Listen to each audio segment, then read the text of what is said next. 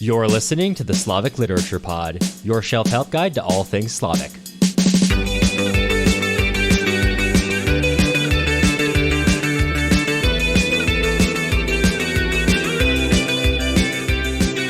I'm Cameron Lalata. And I am Matt Gerasimovich. And today we're covering Part 1, Chapter 41 of Vasily Grossman's Life and Fate, continuing on with Abarchuk's story and meeting a mentor. I think meeting a mentor is always interesting in Grossman's work. This one, not great for our friend Abarchuk.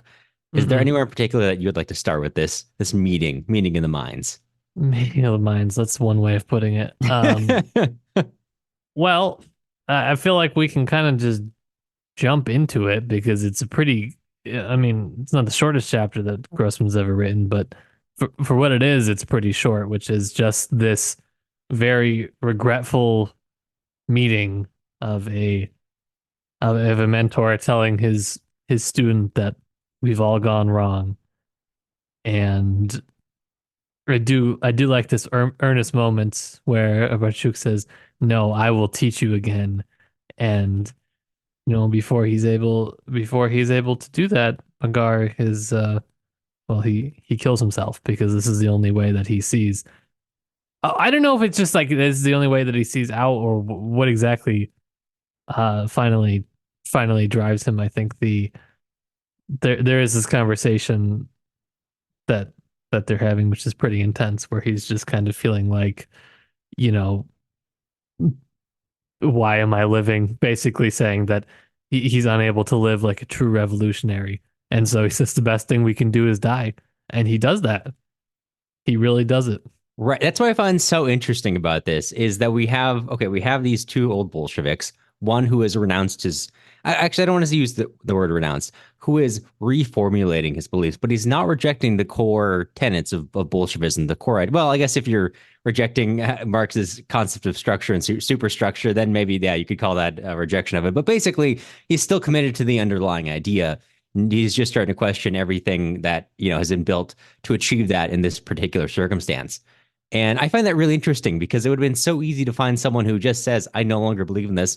But Grossman doesn't give us that. He gives us someone who is still a believer in this, but is just like, I want to achieve this in a completely different way, which is why the setting, I think, is really interesting here, because they're in, Magar, even before he kills himself, is in an infirmary.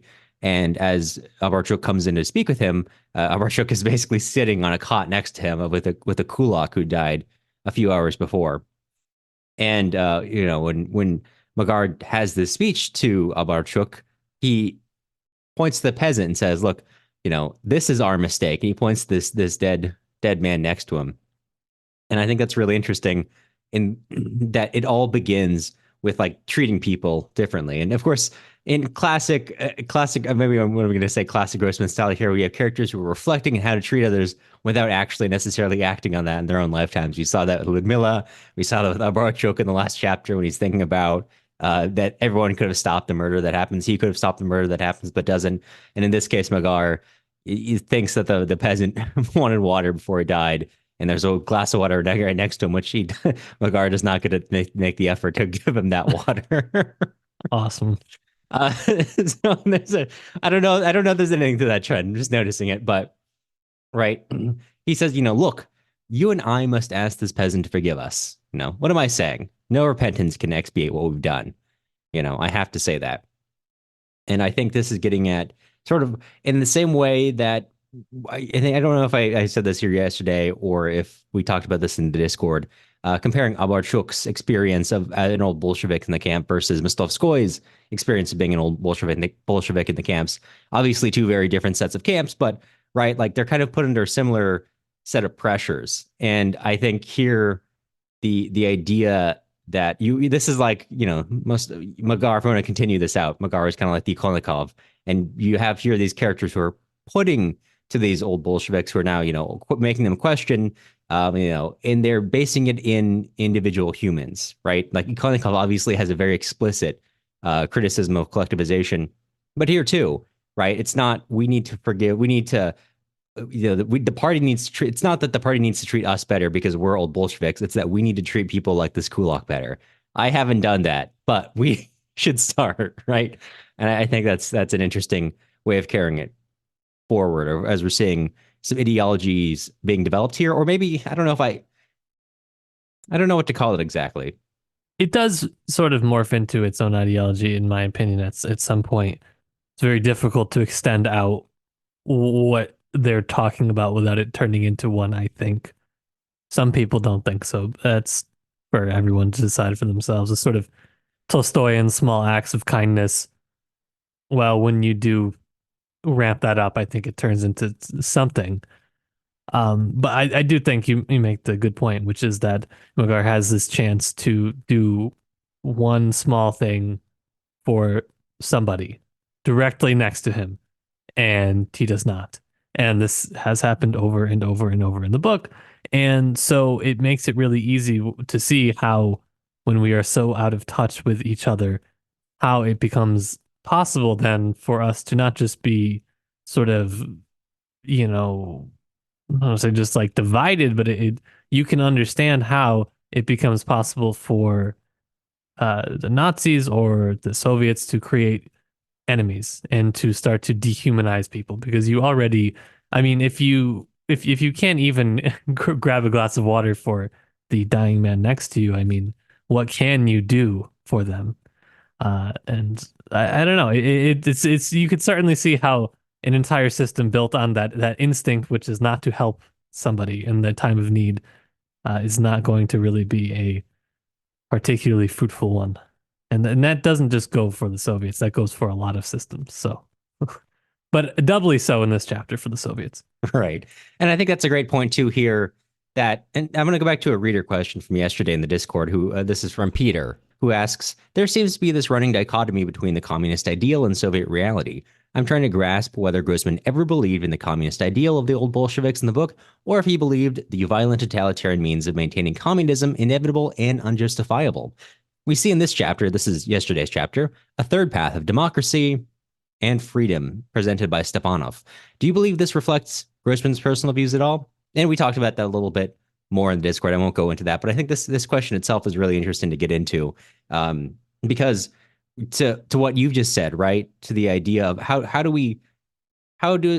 not just like how does our world come to be? How do we create the world around us? And I think going back to, I think that we talked about this in our main episode, why are we comparing fascism and, or, the fascist Germany, fascist Italy, and the USSR? It's not just for saying, these two things are both bad.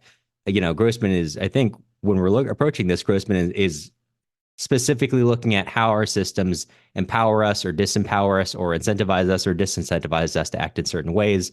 And in this case, an age of kind of deep unkindness or deep lack of empathy for others. So when we're looking at this question of like, what did he believe politically? This is informed by my personal views that this is maybe less a question of, what is the right system, and more, how do we in ourselves create, how do we create a better way of being for ourselves? And maybe the system goes from there without necessarily obviously being criticisms of the systems he's talking about, but not just being like going beyond just, I think this is good, I think this is bad. This question is a good question from our reader, and that I think that I don't really know where Grossman ultimately, it's hard to pin down. When you're talking about this book, it's a different Grossman than 10 years prior. I agree with you though that Grossman and any writer really worth reading is really not supporting one, probably shouldn't be supporting one really hyper specific, ideological or political system. They're dealing with bigger questions than just that.